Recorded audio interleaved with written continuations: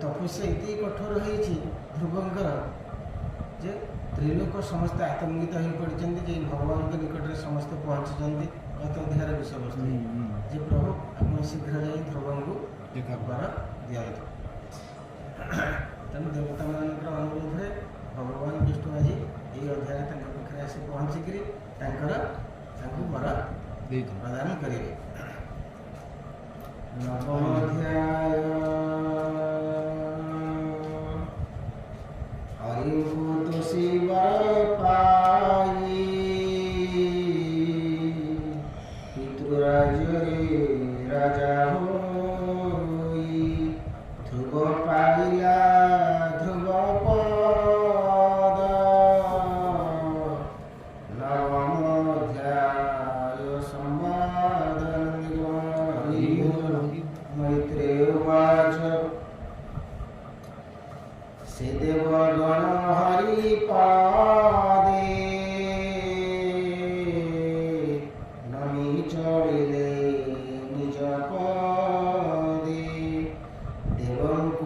तहु हरि गरुड़ पृष्ठे विजे करी धृतीय को देखी बारवासे मिलिले मधु बन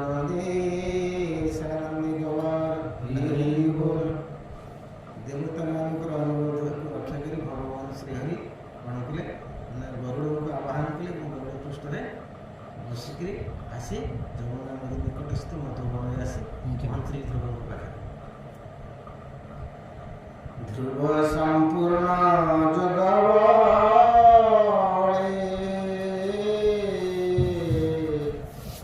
देखिला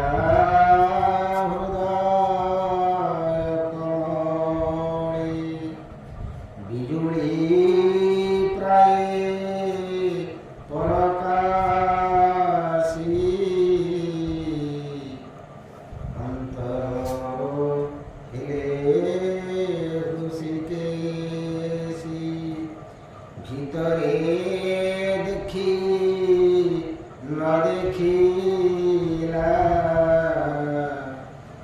বাহারে দৃষ্টি প্রভাসী আনন্দ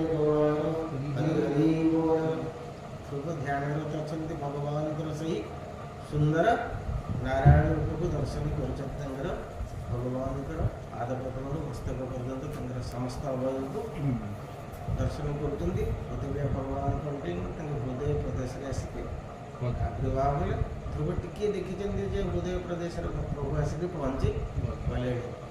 ସାଙ୍ଗେ ସାଙ୍ଗେ କ'ଣ କଲେ ନା ପୁଣି ପ୍ରଭୁ ସେଠୁ ଅନ୍ତର୍ଧ୍ୟାନ ହେଇଗଲେ। ତେଣୁ ଧ୍ରୁବ ଯେତେବେଳେ ଆଖି ଖୋଲି ଅନୁସା କଲେ ଦେଖିଲେ ଆଗରେ ଭଗବାନ ନାରାୟଣ ଠିଆ ହେଇଛନ୍ତି। ଧ୍ୟାନ ରୂପ ଦେଖି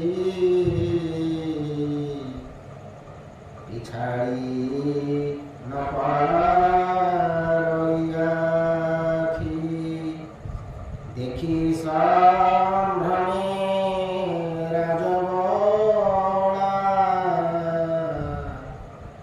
ସାଷ୍ଟାଙ୍ଗ ବିଧିରେ ନମିଲା ଅତ୍ୟନ୍ତ ତୃଷିତ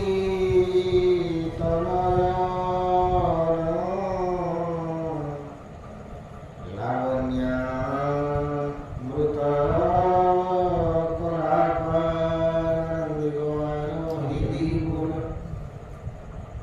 ଧ୍ରୁବ ତାଙ୍କୁ ଭଗବାନଙ୍କର ଯେତେବେଳେ ସେହି ରୂପକୁ ଦର୍ଶନ କରୁଛନ୍ତି ସେ ଆଖି ପିଛାଡ଼ି ପାରୁନାହାନ୍ତି। ଆଖିର ପଲକ ଆଉ ପଡ଼ୁନି। କାହିଁକି ନା ଯାହାଙ୍କୁ ଅନେକ ଦିନ ହେଲାଣି ତପସ୍ୟା କରୁଛନ୍ତି ପାଇବା ପାଇଁ ସିଏ ଆସି ତାଙ୍କର ଆଗରେ ଆସିକରି ସମ୍ମୁଖରେ ଆସିକରି ପହଞ୍ଚି ଯାଇଛନ୍ତି।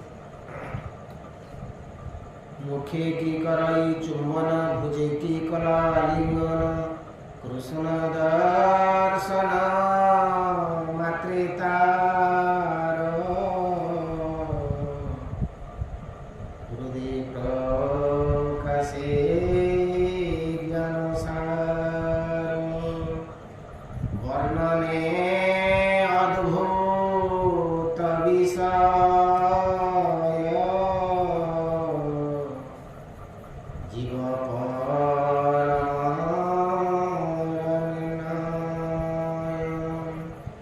শ্রীকৃষ্ণ তার শিরে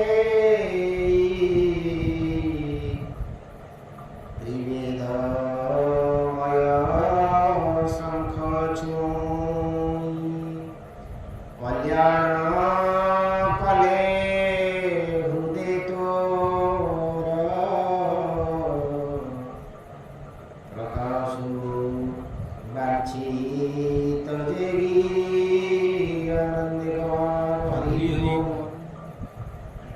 भगवान को कहले शंख नहीं मस्तक उपरे छुआई देले कहले जे कौन तोर इच्छा मागुछु माग जो तू आसीचु से तोर से मनोभाव को प्रकाश भी पचार ध्रुव हेमंत प्रभु आज्ञा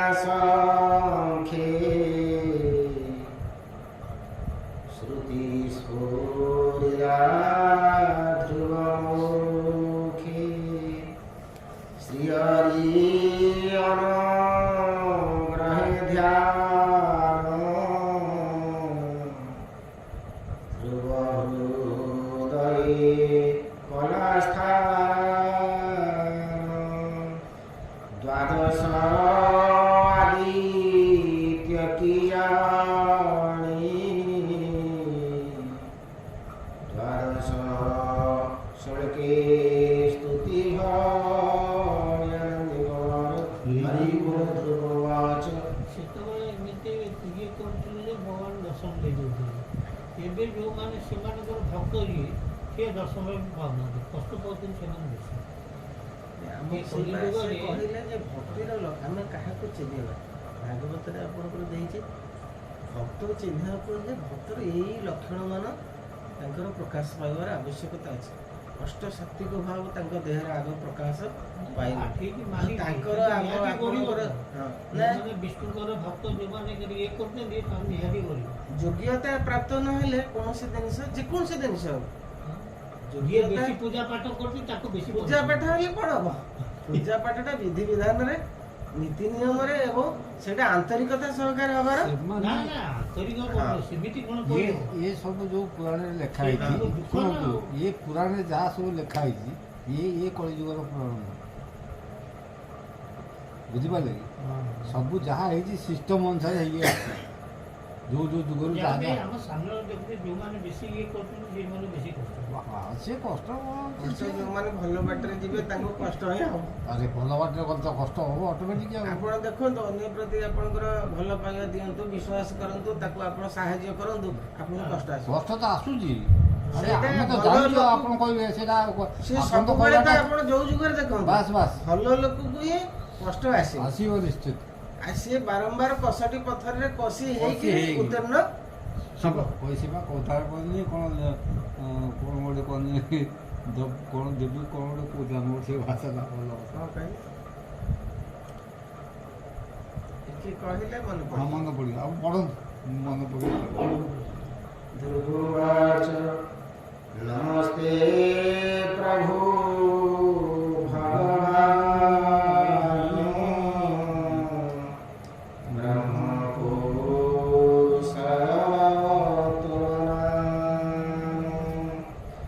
ମୋର ଜ୍ଞାନ ହୃଦୟ ପଶି ଚେତନା ଦେଲୁ ଋଷିକେଶୀ। हे प्रभु निज तेज तोर अनंत शक्ति अगोचर। जे कर्म ज्ञान इंद्रिय रस तो शक्ति बड़े प्रकाश। तू एक प्रभु भगवान तो शक्ति अनेक विधान। तोर मायारू महतत्व महतु अशेष जगत। ये मंत्र प्रकाश कराई अंशे प्रवेश तही होई। सगुण प्राय तु प्रकाशु जिसने काष्ठे विभावसु। ब्रह्मा जी जड़ रूप थिला तुपादे शरण पसी। तोठारू लाभी उपदेश देखिला तो रूप शेष। धर्मार्थ काम मोक्ष फल तोर चरण कमल। हे आर्त बंधु तोते पूजी सकाम कर्मे जेहु मारी। तोर महिमा से पासो रे सुभोगे अर्थे कर्म करे। छाड़ोई अभय चरण हे अनमृदु निवारण निवार। हरि बोल। ଧ୍ରୁବ କହୁଛନ୍ତି, ହେ ପ୍ରଭୁ ଆପଣଙ୍କୁ ପୂଜା କଲେ ଲୋକର ସମସ୍ତ ଅଭିଷ୍ଟ ପୂର୍ଣ୍ଣ, ଯେଉଁ କାମନା କରୁଥିବ ପୂର୍ଣ୍ଣ ହେବ, ଧର୍ମ ପୂର୍ଣ୍ଣ ସେ ପ୍ରାପ୍ତ ହେବ, ସମସ୍ତ କାମନା ମଧ୍ୟ ତାର ପୂର୍ଣ୍ଣ ହେବ। ଯେତେ ଅର୍ଥ ଚାହିଁବ ଅର୍ଥ ମଧ୍ୟ ପ୍ରାପ୍ତି ଐଶ୍ୱର୍ଯ୍ୟ ପ୍ରାପ୍ତି ହେବ ଏବଂ ସେସବୁ ପୁରୁଷାର୍ଥ ଯେଉଁଟା ଶ୍ରେଷ୍ଠ ପୁରୁଷାର୍ଥ ମୁଖ୍ୟ ତାକୁ ମଧ୍ୟ ଲୋକ ପ୍ରାପ୍ତ ହୁଏ। କିନ୍ତୁ ଲୋକ କ'ଣ କରୁଛି ନା କେବଳ ବିଷୟ ବାସନାରେ ଏବଂ ଅର୍ଥ ରୋଜଗାରରେ ତାର ସମସ୍ତ ସମୟକୁ ବିନିଯୋଗ କରିକି ତାର ଆୟୁଷକୁ ସାରି ନଷ୍ଟ ଦେଉଛି। କରିଦେଉଛି। ତେଣୁ ଯାହାକୁ ଭକ୍ତି କଲେ ଯାହାକୁ ପୂଜା କଲେ ସମସ୍ତ ଜିନିଷ ପ୍ରାପ୍ତ ହେବ, ଲୋକ ତାକୁ ଭୁଲିକିରି ଏ ବିଷୟ ବାସନା ପଛରେ ମାତିଛି। ଆଉ ଜୀବନ ସାରା କେବଳ ଦୁଃଖ ଯନ୍ତ୍ରଣାରେ ଜର୍ଜରିତ ହିଁ ତାର ସମସ୍ତ ସମୟ କଟି ଯାଉଛି।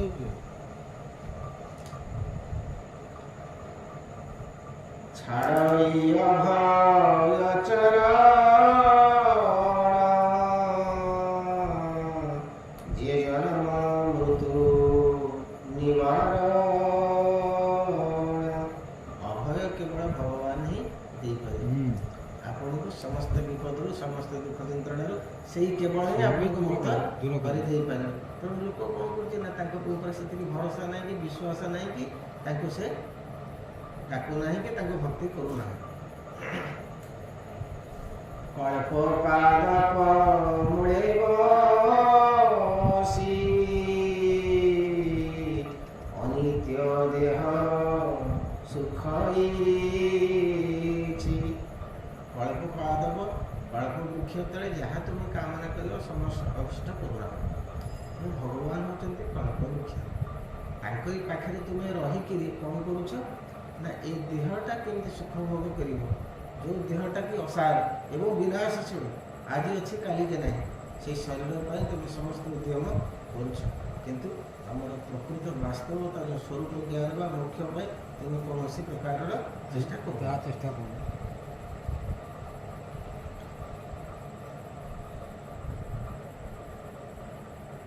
ବିଷୟ ଭୋଗୀ ମଗ୍ନ ହୋଇ যে ভোগ নরকে মিলই, যে সাধু সঙ্গ অনুসারে তোর কথা মৃত পান করে, তোরা অভয় চরণ হৃদয়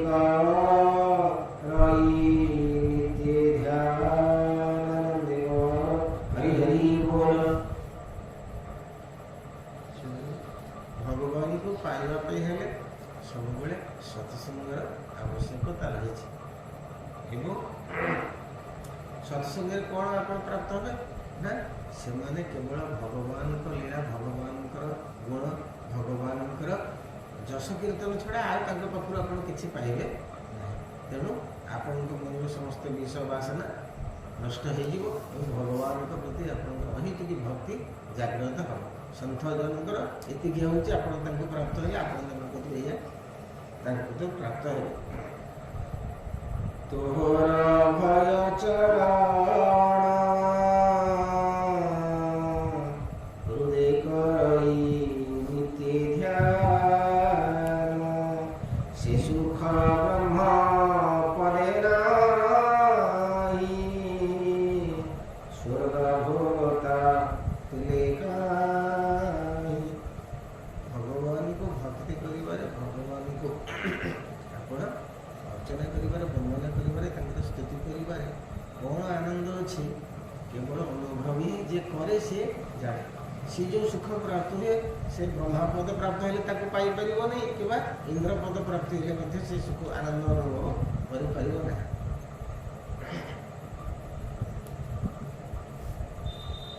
ଯମରସି କାଟୁବ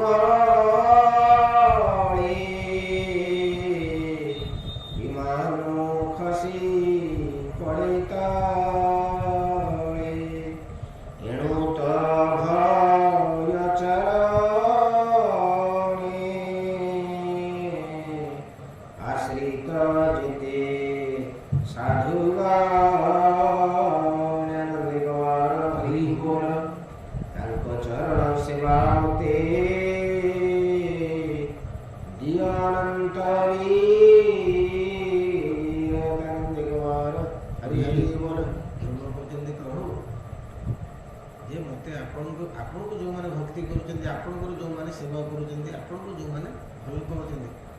ତାଙ୍କରି ପାଦ ପଦ୍ମରେ ସେବା କରିବା ପାଇଁ ମୋତେ ଆପଣ ସେଇ ବର ପ୍ରଦାନ କରନ୍ତୁ। ମୁଁ ସବୁବେଳେ ଯେମିତି ସାଧୁ ସନ୍ଥମାନଙ୍କର ପୂଜା କରୁଥିବି, ତାଙ୍କୁ ସମସ୍ତ ପ୍ରକାର ସୁଖ ପ୍ରଦାନ କରୁଥିବି, ମୋତେ ସେଇ ବରଟି ଆପଣ ଦିଅନ୍ତୁ। ଭକ୍ତଙ୍କ ମୁଖ ପଦ୍ମ ପ୍ରାୟ ତୋ କଥା ମଧୁଧାର ବହି। ମୁଁ ତାଙ୍କର ସେବା କରୁଥିବି ଏବଂ ତାଙ୍କର ମୁଖରୁ ସବୁବେଳେ ଅମୃତ ରସ ନିର୍ଗତ ହେଉଥାଏ। କୋଉ ଦେଶ ନା ନିଗମ କଳ୍ପତରୁ ଗଳିତ ଫଳ। ନିଗମ ବୃକ୍ଷରେ ଯେଉଁ ଫଳ ଫଳିଛି ତା ଅର୍ଥ ଭଗବାନ ହେଉଛନ୍ତି ଦିବ୍ୟ ଜ୍ଞାନର ଅଧିକାରୀ। ଭକ୍ତ କ'ଣ କରେ ନା ତାଙ୍କରି କଥାକୁ ସତତ କୀର୍ତ୍ତନ କରେ। ତେଣୁ ପ୍ରଭୁ ତାଙ୍କର ସେବା କରୁଥିବି, ଆପଣଙ୍କ ଯଶ ଗୁଣ ଲୀଳା ତାଙ୍କ କଥାରୁ ଶ୍ରବଣ କରୁଥିବି। ଭକ୍ତଙ୍କ ମୁଖ ପଦ୍ମ ପ୍ରାୟ ତୋ କଥା ମଧୁଧାର ବହି। ଭାବି ମୁଁ ହେଲେ ମଧୁକର ଇସିତେ ତରିବି ସଂସାର। ପ୍ରଭୁ ମୁଁ ଭ୍ରମର ହେଇକରି, ଭ୍ରମର କ'ଣ କଲେ ନା ଫୁଲରୁ ସଦାବେଳେ ସେ ତାର ମଧୁ ଟିକେ ଗ୍ରହଣ କରେ।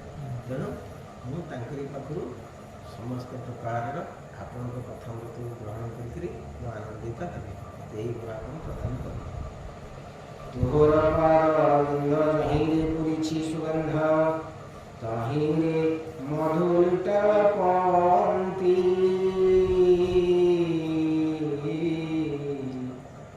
ପ୍ରାୟ ସାଧବେ ଯେତେ ଥାନ୍ତି। ମଧୁଲିଟ କହିଲେ ଭ୍ରମର। ଭଗବାନଙ୍କର ପାଦ ପଦ୍ମରୁ ସବୁବେଳେ ସୁଗନ୍ଧ ନିର୍ଗତ ହେଉଛି, ଦିବ୍ୟ ଗନ୍ଧ ଭଗବାନଙ୍କ ପାଦ ପଦ୍ମରୁ ନିର୍ଗତ ହେଉଛି। ତେଣୁ ମୁଁ ମଧୁଲିତ ଭ୍ରମର ହୋଇକରି ସବୁବେଳେ ଆପଣଙ୍କ ପାଦ ପଦ୍ମରେ ବସିଥିବି ଏବଂ ସେଇ ଅମୃତକୁ ମୁଁ ସବୁବେଳେ ଗ୍ରହଣ କରିବି ବୋଲି ଧ୍ରୁବ କହୁଛନ୍ତି। ତାହାଙ୍କ ସେବା ଯେହୁ ପାଇ ସୁତ ଦାରାଦି ପାଶ। ଭଗବାନଙ୍କ ପାଦ ପଦ୍ମକୁ ଯିଏ ଭରସା କରୁଛି, ତାଙ୍କୁ ଯିଏ ସେବା କରୁଛି, ତାର ସଂସାର ପ୍ରତି କେବେ ହେଲେ ଆସକ୍ତି ଆସିବ ନାହିଁ। ସେ ସମସ୍ତଙ୍କଠୁ ଶ୍ରେଷ୍ଠ ଆଗରେ ତାଙ୍କୁ ରଖିବ, ଆଉ ସମସ୍ତଙ୍କୁ ପଛରେ। ଆମେ କ'ଣ କରିଛେ ନା ଆମ କଥାଟିକି ଆଗକୁ ସବୁ ଆଗକୁ ରଖିଦେଇ ତାଙ୍କ କଥାଟିକି ସବୁବେଳେ ପଛକୁ ରଖିଦେଇଛି। ଆମ ପାଇଁ ମୂଲ୍ୟବାନ ଜିନିଷ ଖଣ୍ଡି ଆଣିଲେ ତାଙ୍କ ପାଇଁ ଆମେ କ'ଣ କରୁଛେ ନା ସବୁଠୁ କମ୍ ଦାମଟା ଯେତେ ହେଇପାରେ ତାଙ୍କ ପାଇଁ ସେଇ ଜିନିଷଟା ଆମେ, ଏଇଟା ଆମ ସମସ୍ତେ ପ୍ରାୟ ସାକ୍ଷାତରେ କରୁଛେ। ସେ କରୁନୁ ମୁଁ ତ ଭଲ ଜିନିଷ ସେ ବ୍ୟତିକ୍ରମ। ମୋର ଟିକେ କମ୍ ହେଲେ ମୋତେ ଭଲ ଲାଗିବ। ଏଇଟା ଆପଣଙ୍କ ହୃଦୟର ଭାବ। ଆପଣ କହିଲେ ନାଇଁ ମୁଁ ପ୍ରଭୁଙ୍କ ପାଇଁ ସିମ୍ପଲ ଲୋକ ନାହାନ୍ତି, ଯାହା ଆଣିବି ଭଲ ଜିନିଷ ଟିକେ ଆଣିବି। ସେ ଲୋକଙ୍କ ସଂଖ୍ୟା କେତେ? ହଁ, ସେଇଟା ଅତି ନଗଣ୍ୟ। ଅତି କମ୍ ଲୋକଙ୍କର ଇଏ ବିଚାର। ଯାହା ଠାକୁରଙ୍କୁ ଦବା, ଯାହା ମୁଁ ଦେବି ଭଲ ଦେବି, ଭଲିକି ଦେବି, ଦେବିନି। ସେଇଟା ଉଚିତ। ଏଇଟା ହେଉଛି ପ୍ରକୃତ ଆପଣଙ୍କ ଭକ୍ତି ଭାବନାର ଏଇଟା ପରିଚୟ। ପ୍ରଭୁଙ୍କୁ ଦେଇ ମୁଁ ଭଲଟା ଖାଇବି ଆଉ ପ୍ରଭୁଙ୍କୁ ଆଣିକି ପ୍ରଭୁ ଆଣିକି ପ୍ରଭୁଙ୍କୁ ଆଡ଼େ ଦେଇଦେବି। ମୁଁ ବାଛିକିରି ଭଲ ଜିନିଷ ମୋ ପାଇଁ ଆଣୁଛି, ତାଙ୍କୁ ଦେଲା ବେଳକୁ ଦୁଆର ସାଇଡ୍ ଦେଇଦେବି। ଗୋଟା ମିଠା ହେଇକି ଖାଉଛନ୍ତି ନା ଆଉ ଖାଉଛନ୍ତି ନା ଆଉ ଖାଉନାହାନ୍ତି ଆପଣ କେମିତି? ନାଇଁ ଗ୍ରହଣ କରୁଛନ୍ତି ସେମାନେ, ସେଇଟା ଭଗବାନ କ'ଣ କରନ୍ତି କହିଲେ ଦୃଷ୍ଟି ନିକ୍ଷେପ କରନ୍ତି। ମୁଁ ଆକୁ ଗ୍ରହଣ କଲି। ଆପଣ ଭଗବାନ ସାକ୍ଷାତ ଆଜି କଦଳୀଟା ଧରି ନେଇ ସେଭଳିଆ ଆପଣ ଅତି ଉଚ୍ଚ ସ୍ତରର ଭକ୍ତ ହେଲେ ଆପଣ ଯାହା ଦେବେ ପାଟ ହାତରେ ଧରିକି ସେ ଏମିତି ଖାଇବେ, ସେଇଟା ଦେଖିବେ ଆପଣ। କିନ୍ତୁ ଏଠି କ'ଣ କରୁଛନ୍ତି ଆପଣ ଯେଉଁ କହିଲେ ମୁଁ ଶ୍ରଦ୍ଧାର ଭଗବାନଙ୍କ ପାଇଁ ଭୋଗ ସବୁ ଆଣିଛି, ଭଗବାନ ତାକୁ ତାଙ୍କର ଦର୍ଶନରେ ତାକୁ ଗ୍ରହଣ କଲେ ନା ମୋତେ ଇଏ ଆନନ୍ଦ ମନରେ ଦେଇଛି, ଶୁଦ୍ଧ ମନରେ ଦେଇଛି, ଯାହା ଦେଇଛି। ଆମର ପୁରାଣ ଯେଉଁ ଲେଖା ହେଇଛି ଦାସିଆ ବାବୁ ନଡ଼ିଆ ଦେଲା କ'ଣ ପାଇଁ? ହଁ, ନଡ଼ିଆ କ'ଣ ପାଇଁ ପଡ଼ିଲା? ନଡ଼ିଆ କେମିତି ପଡ଼ିଲା ସେଟା? ନଡ଼ିଆ ଲୋକ ଲେଖିଦେଲେ କାହିଁ ପଡ଼ିଲେ? କାହିଁକି ଭୋଗ ନେଇକି ଆସନ୍ତୁ ଠାକୁର କାହିଁକି?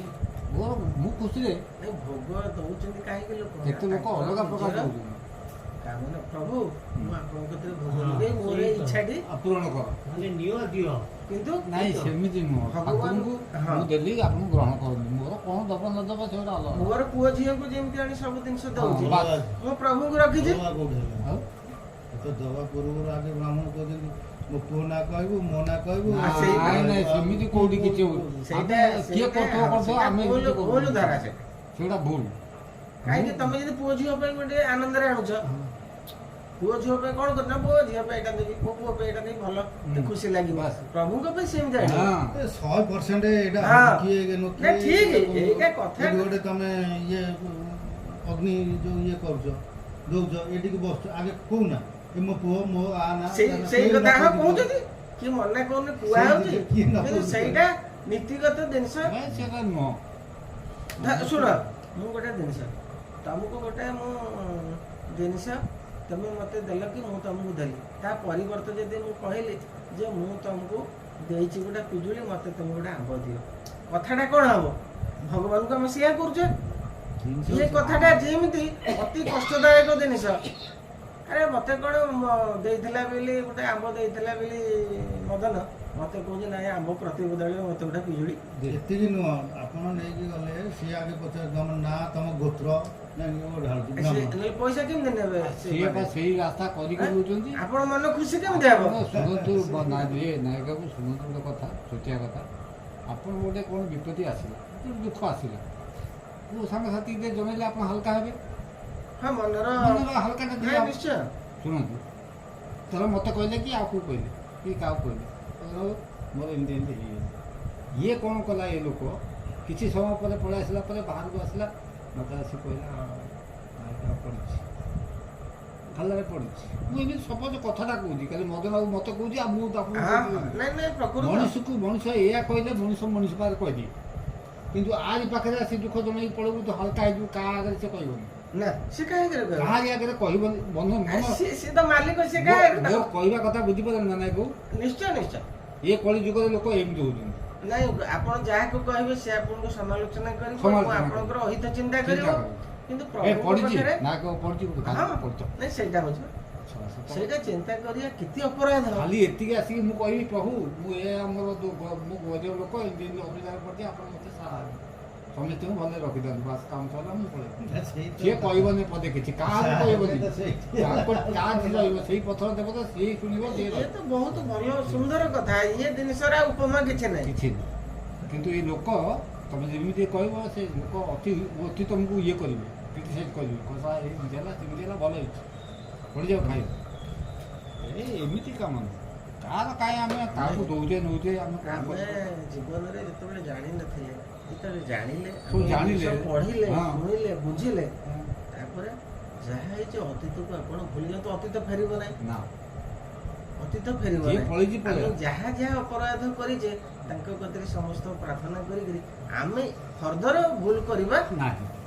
ସଂସାର କଣ ସେଇଆକୁ ବର୍ଷ ସତ- ଦୀପ ଜାଳୁଛ, ଏଇ ଦୀପଟା ପ୍ରଭୁଙ୍କୁ ତମେ କଣ କରୁଛ? ଅର୍ପଣ କରୁଛ। ତାଙ୍କ କତିରେ କଣ କରୁଛ? ଶପଥ କରୁଛ ଯେ ପ୍ରଭୁ ମୁଁ ଆସନ୍ତା ବର୍ଷକୁ ଆସିବି, ଏ ଆଲୋକ ଶିଖା ଭଳିଆ ମୋର ହୃଦୟ ହବ, ମୁଁ ଆପଣଙ୍କୁ ପୁଣି ଆଲୋକ ମଧ୍ୟ ପ୍ରଦାନ କରିବି। ତେଣୁ ମୁଁ ଆଉ ଏ ଆସନ୍ତା ବର୍ଷ ପର୍ଯ୍ୟନ୍ତ ଭୁଲ ହବ। ତା ମାନେ ନୁହେଁ ଯେ ଭଗବାନ ଶଙ୍କରଙ୍କ କତିରେ ତୁମେ ଆସିକିରି ତାଙ୍କର ଜାଗର ଦିନ ଆସିକିରି ତାଙ୍କ କତିରୁ ଆପଣ ଦୀପ ଦେଲେ, ଧୂପ ଦେଲେ, ନୈବେଦ୍ୟ ଦେଲେ, ମତେ ପ୍ରଭୁ ଭଲରେ ରଖିଦିଅ, ମୋ କଥା ଆପଣ ସେଇଟା ନାହିଁ। ଯାହା ଆପଣ ଦେଲେ ତା ପ୍ରତି ବଦଳରେ ତାଙ୍କ କତିରୁ କିଛି ଚାହିଁବେ। ସିଏ ଅନ୍ତର୍ଯାମୀ, ସିଏ କ'ଣ ଜାଣିପାରୁନାହାନ୍ତି ଆପଣଙ୍କର କ'ଣ ଅସୁବିଧା? ସିଏ କ'ଣ ସାଧାରଣ ମଣିଷ? ସିଏ ଅନ୍ତର୍ଯାମୀ। ତେଣୁ ତାଙ୍କ କତିରେ ତୁମେ ଜଣେଇବାର କିଛି ଆବଶ୍ୟକତା ନାହିଁ। ଯାହା କହିଲେ ଆପଣ ଶୁଦ୍ଧ ମନରେ ଯେତିକି ପାରିବେ, ଫୁଲଟିଏ ହଉ ଫଳ ଯାହା ଶକ୍ତି ଆଣିକି ପ୍ରଭୁଙ୍କୁ ମୁଁ ଆସିଛି ଆପଣଙ୍କ ପାଖକୁ, ଆପଣ ଏକୁ ଗ୍ରହଣ କର। ଏତିକି ତ କଥା। ଏତିକି କହିଦେଇ ମୁନିଆଟେ ମାରି ପଳା। ଆଉ ତମେ ଆସିକି ଏଠି ଭାଗ କହିବେନି ଯେ ମତେ ଭଲରେ ରଖନ୍ତୁ କି ମୋ କଥା ସିଏ କ'ଣ ଏତେ ସମସ୍ତଙ୍କୁ ଭଲରେ ରଖନ୍ତୁ, ଖାଲି ସମସ୍ତଙ୍କୁ ତ ଭଲରେ ଭଗବାନ ଆପଣ ସମସ୍ତଙ୍କୁ ଭଲରେ ରଖିଥାନ୍ତୁ, ମୁଁ ଯାଉଛି। ତା ଭିତରେ ଆମେ ନୁହଁ କି? ଆଉ ସେମିତି ଆଉ ଇଏ ଯୋଉ ମୋର କହିବାର ଏଠି ଫେରେ ଆବଶ୍ୟକ ନାହିଁ। ଯଦି ଭଗବାନ କ'ଣ ନ ଜାଣିଛନ୍ତି ତାଙ୍କୁ ହଁ, କହିବା ସେଇଟା କହିବନି। ଆମେ କ'ଣ କରୁଛେ? କହୁଛେ ମତେ କହୁଛି ବା ସେଇ ତ ପଡ଼ିଛି। ସେଥିପାଇଁଟା ଉଚିତ ନୁହଁ। ଗୋଟେ ମେଳା ପୂଜା ଯାହା କରୁଛନ୍ତି ଆମେ ସେଇ ସଂକଳ ନେଇ ଆଗରୁ ଆରମ୍ଭ ବ୍ରାହ୍ମଣ ଗୋତ୍ର, ଇଏ ଗୋତ୍ର ଇଏ ନା ସିଏ ସେଇ ଯୋଉ କହିଲେ ସେ ବା କରୁଛନ୍ତି ସେଇ ବେପାର ରାସ୍ତା କରୁଛନ୍ତି। ଶୈବ ସାତ୍ବିକ କ୍ଷୁଦ୍ର ଦୀକ୍ଷା କେବେ ହିଁ ନ କରିବ, ଭଗବାନ ଭାଗବତରେ କହିଛନ୍ତି। ଇଏ ସବୁ କ୍ଷୁଦ୍ର ଜିନିଷକୁ କେବେ ଜୀବନରେ ଗ୍ରହଣ କରିବ ନାହିଁ। ସେ ହେଲେ ଆତ୍ମାରାମ, ସେ ହେଲେ ଅନ୍ତର୍ଯାମୀ। ତାଙ୍କ କତିରେ ତୁମ ଅନ୍ତରର ଶ୍ରଦ୍ଧା ସମନ ଆଣିକିରି ଅର୍ପଣ କରିବ। ତୁମର ଯେତିକି ସାମର୍ଥ୍ୟ, ମୁଁ ଫୁଲଟିଏ ଦେବି, ଫଳଟିଏ ଦେବି। ତାଙ୍କ କତିରେ କୌଣସି ତୁମର କାମନା ବାସନାକୁ ଉପସ୍ଥାପନ କରିବ ନାହିଁ। ସେଇଟା ଗନ୍ଧ ହେଇଗଲା, ସେଇଟା ଆପଣଙ୍କର କ'ଣ ହେଇଗଲା ନା ସେ ଜିନିଷଟା ଅଶୁଦ୍ଧ ହେଇଗଲା। ସେଇଟା ଭଗବାନ କେବେ ଗ୍ରହଣ କରିବେନି। ଦଉଛି ମତେ ଆହୁରି ଇଏ କରୁଛି ମାଗୁଛି ଚାଲିଛି ଚାଲିବାଟା ବା ଭୁଲ। ଆମେ ପଢିଲେ କାହିଁକି ତାହେଲେ?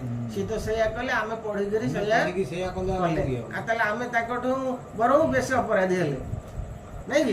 ସେ ଜାଣିନେ ଭୁଲ କହୁଛି। ସେତେବେଳେ ସିଏ କହିଥିଲା କଷି କଷାଇ ଧନ ଦେବି, ନହେଲେ ବାହୁଡ଼େଇ ଦେବି। ହଁ ଏ ୱାର୍ଡଟା ଅଛି ଆମର ହଁ, ସେମିତି ଭଲ ସଦାବେଳେ କଷି କଷାଇକି ଦିଅନ୍ତି, ପରୀକ୍ଷା କରିବେନି ନହେଲେ ଛାଡ଼ନ୍ତି। ତମ ମନ ଭିତରର ଅବସ୍ଥା କ'ଣ କ'ଣ ଅଛି, ଅଛି? ମୋ ପ୍ରତି ଆର କେତେ ଭକ୍ତି ଅଛି, ଭକ୍ତି କେତେ ଅଛି। ଶ୍ରଦ୍ଧା ଅଛି, କେତେ ଭଲ ପାଇବା ଅଛି।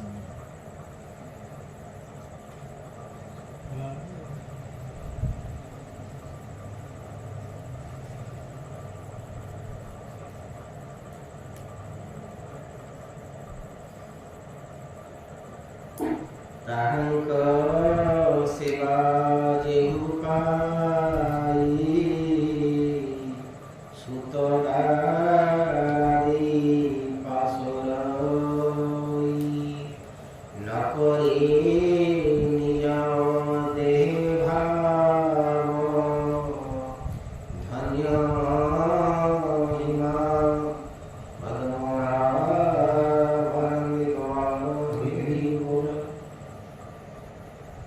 ସେତେବେଳେ ଚାହିଁବ ଯେ ପଞ୍ଚଭୂତରେ ଯେଉଁ ଶରୀରଟି ତିଆରି ହେଇଛି ଦିନେ ନା ଦିନେ ଇଏ ବିନିଷ୍ଟ ହେଇଯିବ।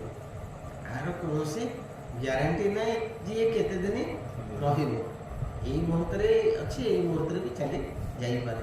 ତେଣୁ ସେ ଦେହ ପ୍ରତି ଏତେ ଯତ୍ନଶୀଳ ହେବ ନାହିଁ, ଦେହକୁ ଏତେ ଭଲ ପାଇବ ନାହିଁ। ତାମାନେ କ'ଣ ଦେହର କିଛି ଯତ୍ନ ହେବ ନା? ଗାଧୋଇବନି, ଖାଇବନି, ସବୁ ଯତ୍ନ ନେବ, କିନ୍ତୁ ଦେହ ପ୍ରତି ତାର ଯୋଉ ଆସକ୍ତି, ଦେହ ପାଇଁ ସବୁ ପ୍ରକାର ଆୟୋଜନ କରୁଛେ ସଂସାରରେ, ସେ ଜିନିଷଟାକୁ ସେ ପରିତ୍ୟାଗ କରିବ।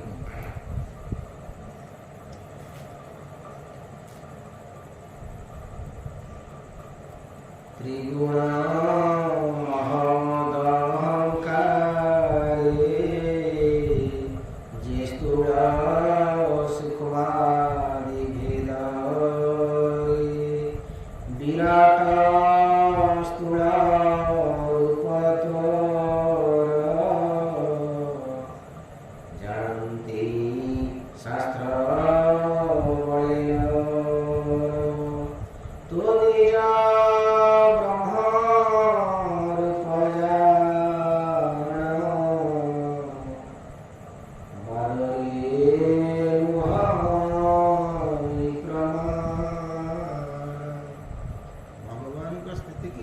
ଭଗବାନଙ୍କ କଥାକୁ କୌଣସି ମାଧବୀତାର କରିକି ତୁମେ ପହଞ୍ଚି ପାରିବ ତାଙ୍କ ପାଖରେ ପହଞ୍ଚି। ଯାହା ଶାସ୍ତ୍ରରେ ଲେଖା ହେଇଛି, ଯାହା ସାଧୁସନ୍ଥମାନେ କହିଛନ୍ତି, ସେଇ ବାଣୀକି ତୁମେ ଅଟଳ ବିଶ୍ୱାସ ରଖିକରି ସେଇ ବାଟରେ ହିଁ ଯିବ। କାହିଁକି ନା ସେମାନେ ସମସ୍ତେ ପରୀକ୍ଷା ନିରୀକ୍ଷା କରିକିରି ଏ ଜିନିଷକୁ ଛାଡ଼ିଛନ୍ତି। ସମସ୍ତ ଜିନିଷକୁ ପରୀକ୍ଷା କରି ତାକୁ ଦର୍ଶନ କରିକିରି ଏକ୍ସପେରିମେଣ୍ଟ କରିସାରିଲା ପରେ ତାକୁ ସେ ଲେଖିଛନ୍ତି। ବିବେକାନନ୍ଦ ପରମହଂସ କହିଲେ ଯେ ମୁଁ ଯାହା କରିଛି ତୁମେ କରିପାରିବ ନାହିଁ, ମୁଁ ଯାହା କହୁଛି ତୁମେ କର, ତାହେଲେ ତୁମେ ଶୀଘ୍ର ବ୍ରହ୍ମପ୍ରାପ୍ତି। ମୁଁ ଯେତିକି ପରିଶ୍ରମ କରିକିରି ବ୍ରହ୍ମପ୍ରାପ୍ତି ହେଇଛି ତୁମେ କରିପାରିବ ନାହିଁ, ଏତେ ସହଜ ଜିନିଷ ନୁହଁ। ତେଣୁ ମୁଁ ସରଳ ମାର୍ଗ, ମୋ ଜୀବନର ଅନୁଭୂତିକି ସବୁ ଏକାଠି କରିକି ଗୋଟେ ସରଳ ମାର୍ଗ ପ୍ରସ୍ତୁତି କରିଛି। ସେ ସରଳ ମାର୍ଗକୁ ତୁମେ ଅବଲମ୍ବନ କଲେ ତାଙ୍କୁ ପ୍ରାପ୍ତ ହେବ। ଆଉ ସମସ୍ତ ଶାସ୍ତ୍ରର ନିର୍ଯାସକୁ ତୁମେ ବୁଝିବା ଭଳିଆ ତୁମ କତିରେ ଆୟୁଷ ନାହିଁ, ଜ୍ଞାନ ନାହିଁ, ବଳ ନାହିଁ, ଚେତନା ନାହିଁ, ବୁଦ୍ଧି ନାହିଁ। ସବୁ ଜିନିଷ ବୁଝିକିରି ମୁଁ କରିବି, ତମ କତିରେ ଏତିକି ସମୟ ନାହିଁ। କାହିଁକି ନା ସେମାନେ ସତ୍ୟଯୁଗରେ ବଞ୍ଚୁଥିଲେ, ଲକ୍ଷ ଲକ୍ଷ ବର୍ଷ ବଞ୍ଚୁଥିଲେ, ତପସ୍ୟା କରୁଥିଲେ 10 ଥର 10,000 ବର୍ଷ ଲେଖା। 10,000 ବର୍ଷ କରୁଥିଲା ମାନେ ସେ କେତେ ବର୍ଷ ବଞ୍ଚୁଥିଲା? ଆମେ ତ 50-60 ବର୍ଷ ଆଇଛୁ, ସେଇଟା ପୁଣି ବି ଗ୍ୟାରେଣ୍ଟି ନାହିଁ। 50 ହେଲାକୁ ତମ ଗୋଡ଼ ଆଡ଼ ସାରେ ପଡ଼ୁଛି ଆଉ। ତାହା ଜାଣେ ଯେ ଭକ୍ତ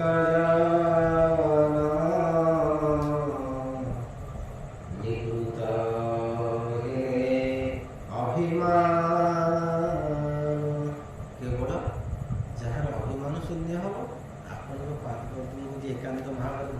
ଏତିକି ଶରଣାପନ୍ନ ହେବ ଯେ ପ୍ରଭୁ ମୁଁ କିଛି ଜାଣିନି, ମୁଁ ଆପଣଙ୍କୁ ଭରସା କରିଛି, ଆପଣଙ୍କୁ ପାଦପଦ୍ମରେ ମୁଁ ଶରଣାଗତ, ତେଣୁ ଆପଣ ମୋତେ ସବୁ ଜିନିଷ ବୁଝେଇ ଦିଅନ୍ତୁ, ଆପଣ ସବୁ ଜିନିଷ କହିଦିଅନ୍ତୁ, ତାହେଲେ ଆପଣଙ୍କର ହୃଦୟ ଶୁଦ୍ଧି ହେବ ଏବଂ ଭଗବାନଙ୍କର କୃପା ଆଶୀର୍ବାଦ ଆପଣଙ୍କ ପାଇଁ ଆସିବ।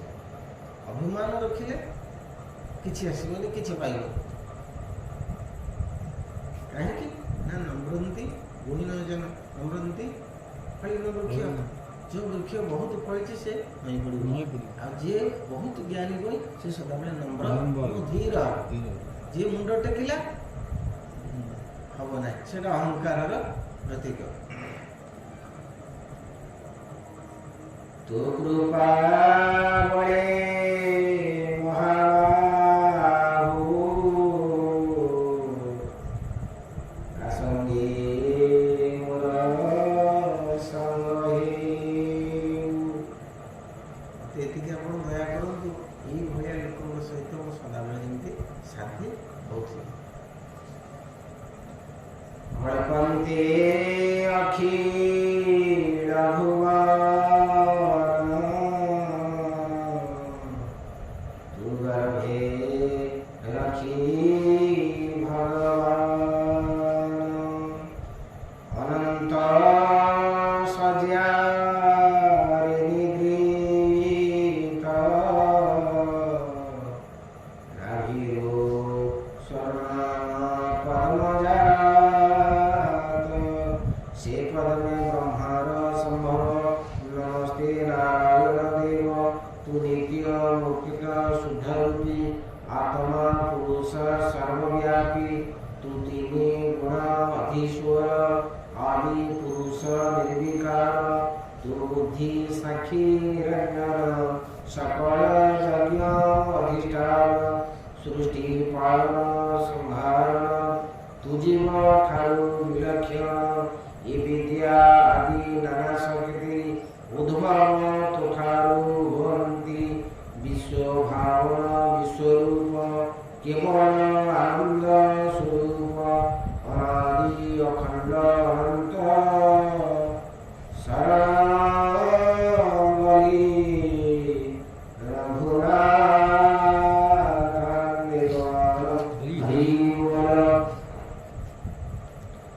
ମୁଁ ତୋର ପଦ୍ମ ପାଦ ଭୋଗୀ ସଂସାର ଭୋଗୀ ପୁଣି ମଜି ତୁ ଅନୁଗ୍ରହ ମତେ କର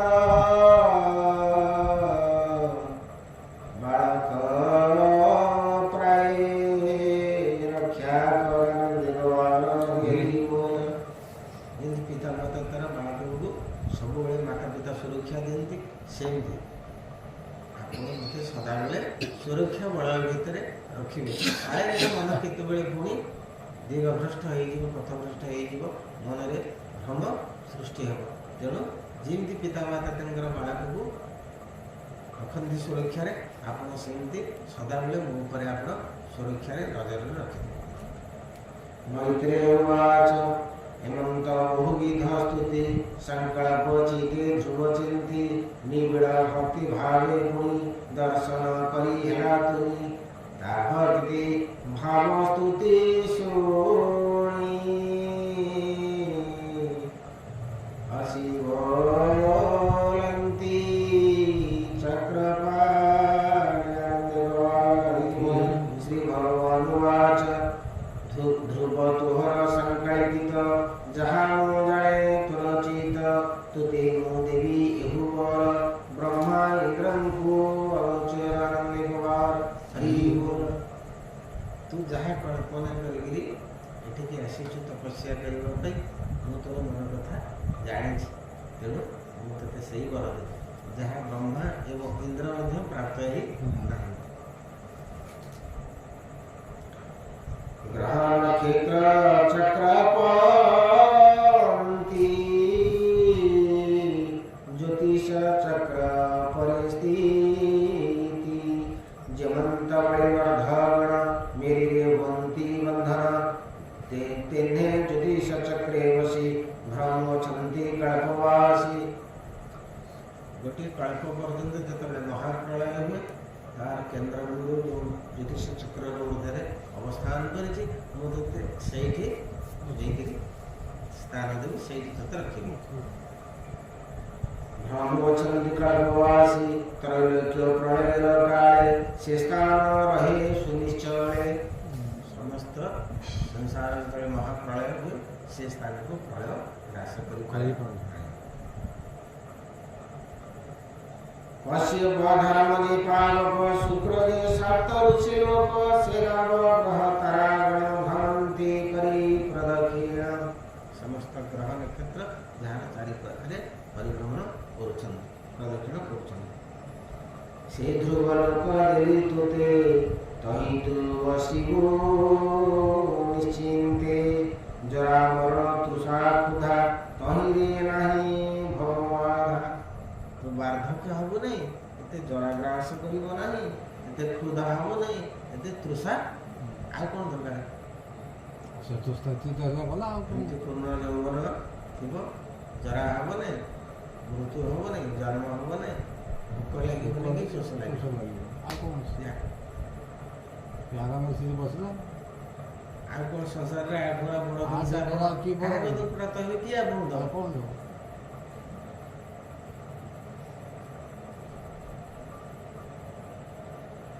ତୁ ତାକ ଯେବେ ଜୀବନେ ବସିବୁ ନୃପତି ଆସନେ। ତୋହରା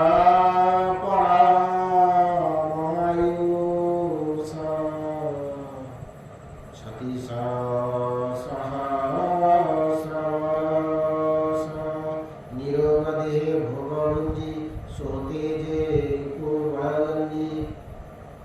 36,000 वर्ष तुम्हें राजगादी एठी बसिबो, पिता तुमर मन बुझिबा, एठु समस्त भोग सारिकरी तुम ध्रुव लोकरे अवस्थान करिबो।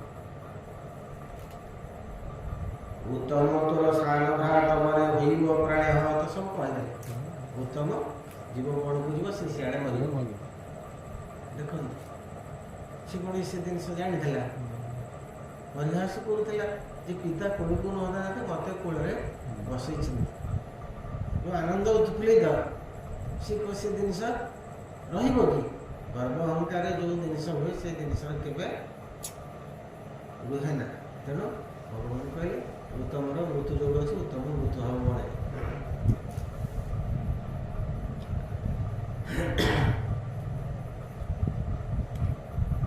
उत्तम तोर सान घात मने भइब प्राणहत। मुरुगया अर्थे घर मने मिलिब कुबेर भुवने। गुह्य प्रगण संगे मिलि युद्धे हारिब महाबली। तहि भइब प्राणहत ता शुणी तार निज मात। से पुत्र सुकर विकळे मने मरिब दावानळे। जो सुरुचि ध्रुवକୁ ଏତେ ତିରସ୍କାର କରିଥିଲେ ଏବଂ ଗୋ କୂଳରେ ତୁ ଜନ୍ମ ନହେଲେ ନରକଙ୍କ ଆସନରେ ବସିପାରିବୁ ନାହିଁ। ଏହା ଭଗବାନଙ୍କ ତପସ୍ୟା। ବୋଲେ ସେ ମାତା ଯେତେବେଳେ ଦେଖିବ ମୋର ଗୋଟିଏ ମାତ୍ର ପୁତ୍ର ଯୁଦ୍ଧରେ ମୃତ୍ୟୁ ହେଲା, ସେ ନିଆଁ ଜାଳିକରି ଜଙ୍ଗଲରେ ମଧ୍ୟ ନିଆଁ ପୋଡ଼େଇ ହୋଇ ତା ପ୍ରାଣ ବିସର୍ଜନ।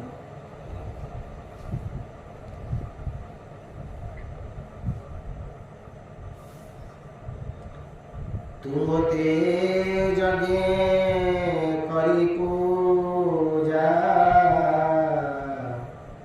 ଦେବଙ୍କୁ ଦେଇ ବଳି ଭୋଜା। ବିପ୍ରଙ୍କୁ କରି ତୁ ଶରଣ ଦେଇ ଦକ୍ଷିଣା ଧନ। ବିପ୍ରଙ୍କ କଲ୍ୟାଣର ଫଳେ ମୋତେ ସ୍ମରିବୁ ଅନ୍ତ କାଳେ। ମୋହର ଧ୍ୟାନ ସ୍ୱର୍ଗ ପଥେ ଗମିବୁ ଜନନୀ ସହିତେ। ତୁ ଏକା ଯିବୁନି ଧ୍ରୁବ ଲୋକ, ମାଆକୁ ନେଇକି ସାଙ୍ଗରେ ଯିବୁ। ମାତା ତତେ କଲ୍ୟାଣ କରିବାରୁ, ମାତା ଉପଦେଶ ଦେବାରୁ ଭାରି ସାହସ ଘେନିକିରି ତୁ ମୋତେ ପ୍ରାପ୍ତ ହେଇଛୁ। ତେଣୁ ମାତାଙ୍କ ସଙ୍ଗରେ ନେଇକିରି ତୁ ଯିବୁ। ଶୁଣିଛି ଶୁଣିଛି ଶୁଣିଛି। ମୋହର ଧ୍ୟାନ ସ୍ୱର୍ଗ ପଥେ ଗମିବୁ ଜନନୀ ସହିତେ। ସପ୍ତ ଋଷିଙ୍କ ଊର୍ଧ୍ୱ ପଥେ ଜନନୀ ସଙ୍ଗେ ଦିବ୍ୟ ରଥେ। ବସିବୁ ଶିଶୁମାର ପୁଛେ ଉତ୍ତର ଦିଗେ ତୁ ପ୍ରତ୍ୟକ୍ଷାନ ଦେବାର ହରି ଭୁବନ। ମୈତ୍ରେୟ ଉବାଚ ହେମନ୍ତ କହି ଭଗବାନ ମନେ ହଇଲେ ଅନ୍ତର ଧ୍ୟାନ। ବିଷ୍ଣୁ ନ ଦେଖି ବୃନ୍ଦାବନେ ଧ୍ରୁବ ଚିନ୍ତଇ ମନେ ମନେ। ତପେ ତୁ ଶ୍ରୀ ଚକ୍ରଧର দেখ ভাগ্য কর্ম মোর জননী শপথনির বলে মুখ্য মারি বিষ্ণু তুলে ଏତେ ତପସ୍ୟା କଲି ଭଗବାନଙ୍କୁ ଦର୍ଶନ କଲି ମୋ ପାଖରେ ଆସି ସେ ପହଞ୍ଚିଲେ ମୁଁ କ'ଣ କଲି ସେଇ କାମନାରେ ପତିତ ଯାହା ମୁଁ ଚାହିଁଥିଲି ସେଇଆ ମୋତେ ସେ ଦେଲେ ମୁଁ ଭଗବାନଙ୍କ ମୁଖ୍ୟ ମାଗିପାରିଲି ନାହିଁ। ଦେଖ ମୋର କେତେ ଅଭାଗ୍ୟ ମନକୁ ନିଜ ମନକୁ ସେ ବହୁତ ଦୁଃଖିତ କରୁଛନ୍ତି। ମୁଁ ନିଜେ ଅନୁତପ୍ତ ହେଉଥିଲି ଯେ ମୋ ପାଖରେ ଥିଲେ ମୁଁ ତ ଯାହା ମାଗିଥାନ୍ତି ସେ ଦେଇଥାନ୍ତି କିନ୍ତୁ ମୁଁ ସେ ଜିନିଷ ମାଗିଲି କାହିଁକି ନା ମୁଁ ତ ଏଇ ଜିନିଷ କଳ୍ପନା କରିକି ଘରୁ ବାହାରିଛି ନା। ସେଇଟା ସିନା ସେ କହିଲାନି ଭଗବାନଙ୍କ ଜାଣିପାରିଲେ ତାକୁ ବର ଦେଲେ ଆଉ ଇଏ କ'ଣ କହିଥିଲେ କି ମୋତେ ନାଇଁ, ସେ କହିଲେ ବା ମୁଁ ଜାଣିଛି ତୁ ଆସିଛୁ ଏଇଥିପାଇଁ। ହଁ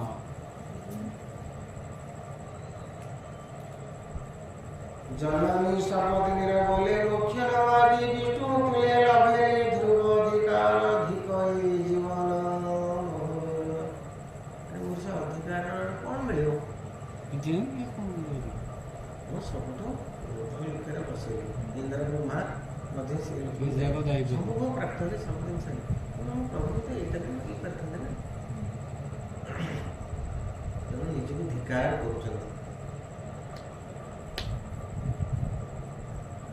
ହେମନ୍ତ ମାନେ ବିଚାରିଲା ତକ୍ଷଣ ନିଜ ଉପରେ ଗଲା ବିଦ୍ରୋହାଚ ଯେ ହରି ପରମ ଦୃଢ଼ ଲଭୀର ପାରେ ବ୍ରହ୍ମା ଶିବ ସେ ହରି ତହୁ ବର ପାଇ ଘୋର ମାୟାରେ ମନ ମୋହି ଆତ୍ମାର ଗତି ନ ମାରିଲା ମତେ ତ ସନ୍ଦେହ ଲାଗିଲା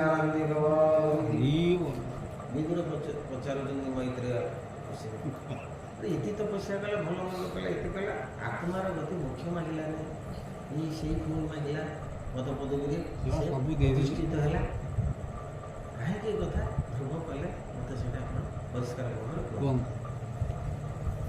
ମୈତ୍ରେୟବାଚ ଯୁବକ ମାଗିଛି କିଛି ସେଟା ନା, ଦେଇଗଲେ ସେ ତ ତାର ସେ ଜାଣିକି ଭଗବାନଙ୍କର ଇଏ ହେଇଗଲେ କିନ୍ତୁ ଆକ୍ଷାର ପଡ଼ିଲାନି ଏଇଟା କହିବାକୁ ବହୁତ ଦରକାର କ୍ଷମ କରିବା। ସେ ମନରେ ତୁମର ଯାହା ଭାବ ସେଇଟା ଖିଆଲ ପଡ଼ିବ ହଁ ଆମର ସ୍ୱଭାବ ଯାହା ସେଇଟା ମନେ ପଡ଼ିବ। ଆମର ସ୍ୱଭାବ ଯାହା ନୁହେଁ କାହିଁକି ନା ସେ ଜିନିଷକୁ ସେ ମନ ଭିତରକୁ ଆଦୌ ସବୁ ଆଣିନି ନେଇନଥିଲା। ସେ ତ ବିଲକୁଲ ମନ ଭିତରେ ନାହିଁ ଆଉ ସେଟା ମନକୁ ପଡ଼ିବ।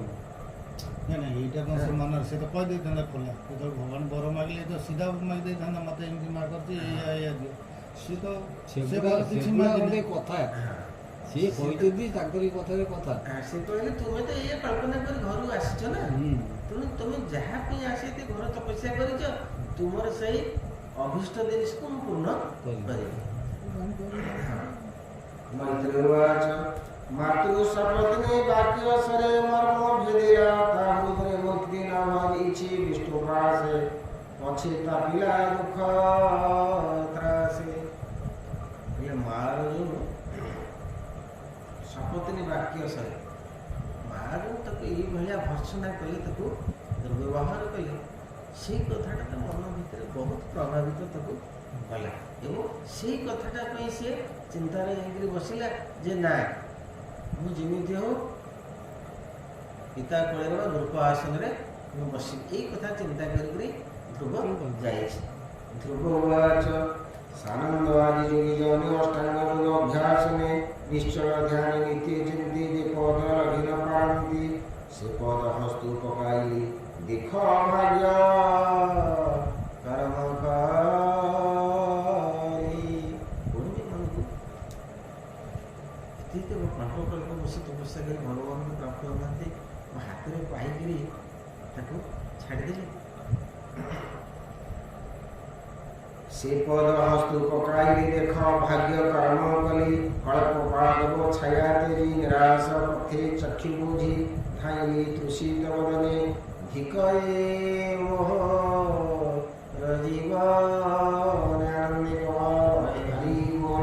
ମୈତ୍ରେୟବାଚ ହେମନ୍ତେ ମନ ଦୁଃଖ କରି ଧ୍ରୁବ ମିଳିଲା ନିଜ ପୁରୀ ପଥେ ଧ୍ରୁବକୁ ଦେଖି ଜନେ ମିଳିଲେ ରାଜା ସନ୍ଧ୍ୟାନେ କେତେ ହିଁ ଜନ ବେগে ଧାଇ କହିଲେ ରାଜା ରେ ଯାଇ ଭୁବନାଥ ଶୁଣ ସାବଧାନେ ଧ୍ରୁବ ମିଳିଲେ ଉପବନେ ନିଧି ପ୍ରାପତ ପ୍ରାୟମଣି ସମ୍ଭ୍ରମ ଚିତେ ନୃପମଣି ଦକ୍ଷିଣୀ ଆସନ ଉଠିଲା ନାରଦ ବାକ୍ୟ ଶୁଣିଲା। ରାଜା ବୁଝେ ଆଗତରେ ଲୋକମାନେ କହିଥିଲେ ଧ୍ରୁବ ଆସୁଛନ୍ତି, ତେଣୁ ରାଜା କହିଲେ ଯାହା ନାରଦ ମୋତେ କହିଥିଲେ ସେ କଥା ସତ୍ୟ ହେଲା ଯେ ଖୁବ୍ ଶୀଘ୍ର ଧ୍ରୁବ ଫେରି ଆସିବ।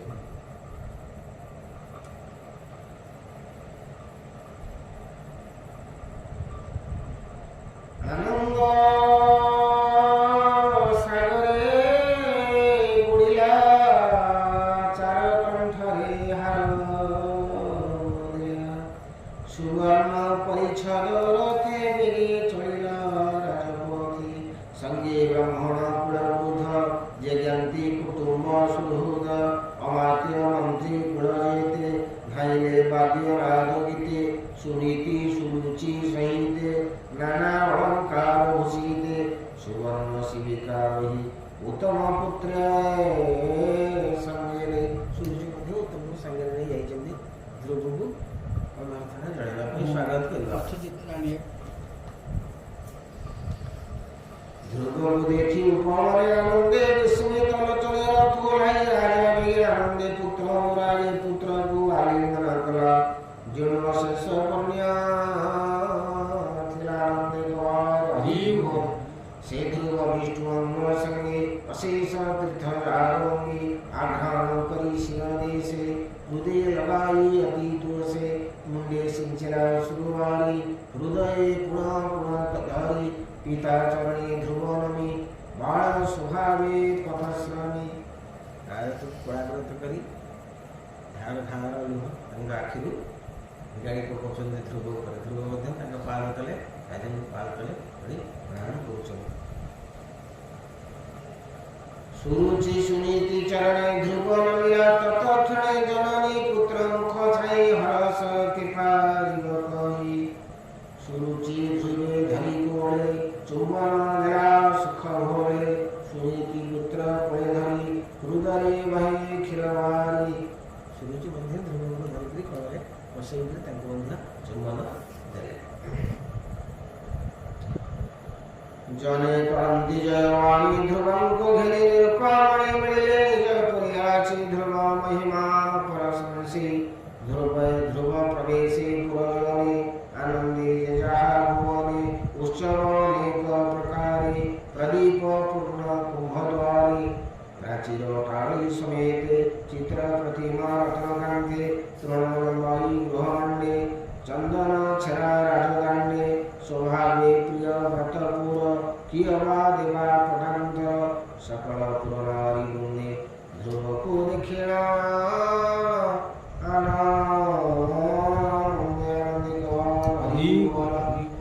ଗନ୍ଧ ଚନ୍ଦନ ବାସ ପାଣି। ଦୁର୍ବାକ୍ଷତ ପୁଷ୍ପାଣି ଅକ୍ଷତ ଦେଇ ଧ୍ରୁବ ମୁଣ୍ଡେ। ଜୟ ସବଦ କଲେ ତୁଣ୍ଡେ। ଏମନ୍ତେ ମଙ୍ଗଳ ଉତ୍ସବ ସକଳ ଜନ ପ୍ରିୟ ଭାବ। ଧ୍ରୁବ ପ୍ରବେଶ ନିଜ ପୁରୀ କାମିନୀ ଗଣେ ପୂଜା କଲେ। ପୁରୀ ପ୍ରବେଶ ରାଜସୁତ ଦେଖି ସକଳ କୃତକୃତ୍ୟ। ଶଙ୍ଖ ଦୁନ୍ଦୁଭି ଗୀତ ସ୍ୱରେ ମଙ୍ଗଳନାଦ ଦିଗପୁରେ। ଯେ ଧ୍ରୁବ ହରି ଅଙ୍ଗ ସଙ୍ଗେ ଅଶେଷ ଲକ୍ଷ୍ମୀ ସ୍ୱହେ ଅଙ୍ଗେ। ଉତାନ ପାଦ ଧ୍ରୁବ ଦେଖି ସଫଳ କଲା ଚରମ ଆଖି। ଆନନ୍ଦେ ହରି ଧ୍ରୁବ ଶରୀର ତେଜ ଚାହିଁ ବାନ୍ଧବ ସୁହୃଦ ବସାଇ। ସର୍ବ ସ୍ୱୀକାରି ଜନ ପ୍ରଜା ରାଜେ ପୁତ୍ରକୁ କଲା ରାଜା। ସ୍ୱଭାବେ ବିଷ୍ଣୁ ତେଜ ବଳ ଭାବେ ନମନ୍ତି ଦିଗପାଳ।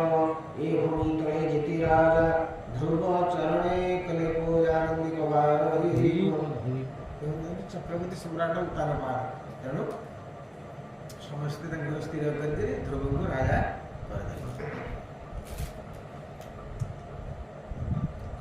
କେତେ ବୟସ ତାଙ୍କୁ ସେତେବେଳେ ସେଇ 7-8 ବର୍ଷ ଭିତରେ ହେଇଯିବ। 6 ମାସ ବର୍ଷ ସେଠି କଲେ ଯାଇକିରି ତପସ୍ୟା।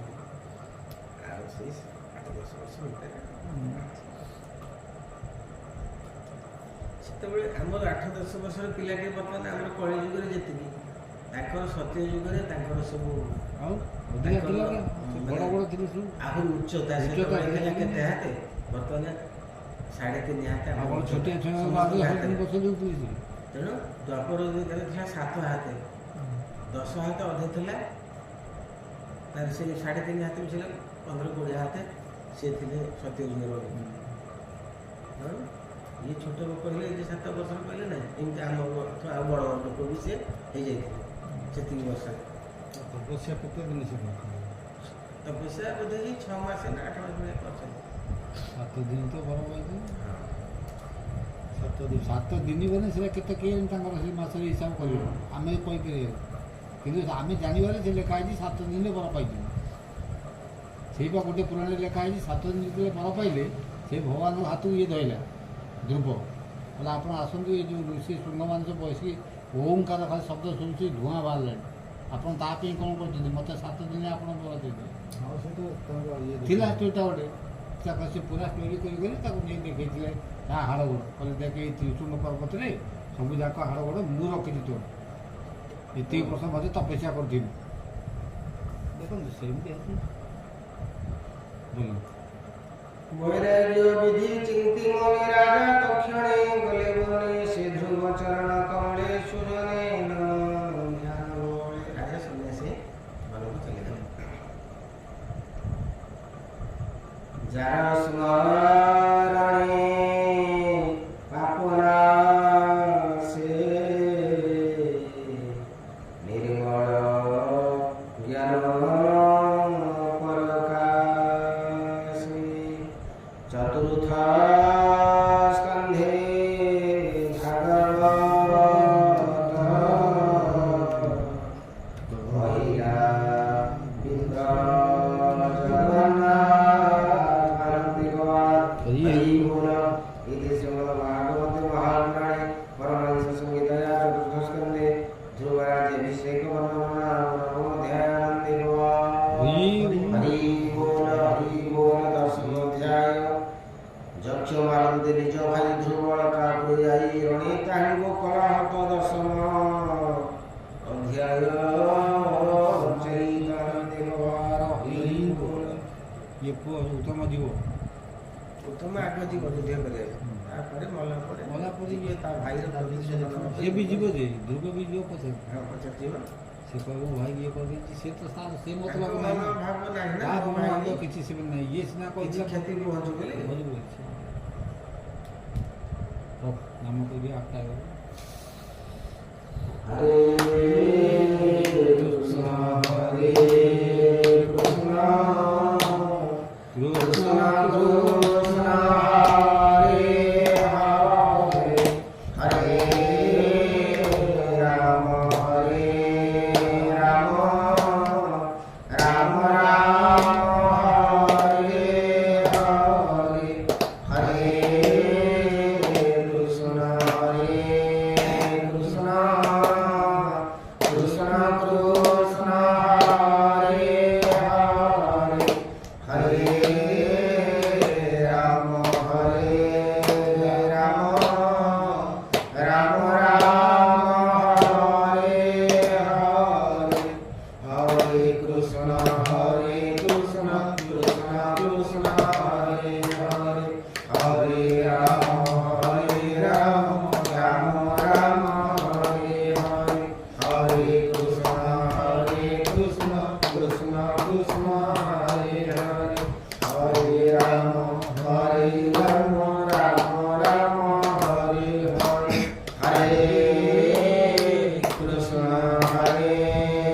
କୃଷ୍ଣ କୃଷ୍ଣ କୃଷ୍ଣ ହରେ ହରେ ହରେ ରାମ ରାମ ରାମ ହରେ ହରେ ହରେ କୃଷ୍ଣ କୃଷ୍ଣ କୃଷ୍ଣ କୃଷ୍ଣ ହରେ ହରେ ହରେ ରାମ ରାମ ରାମ ହରେ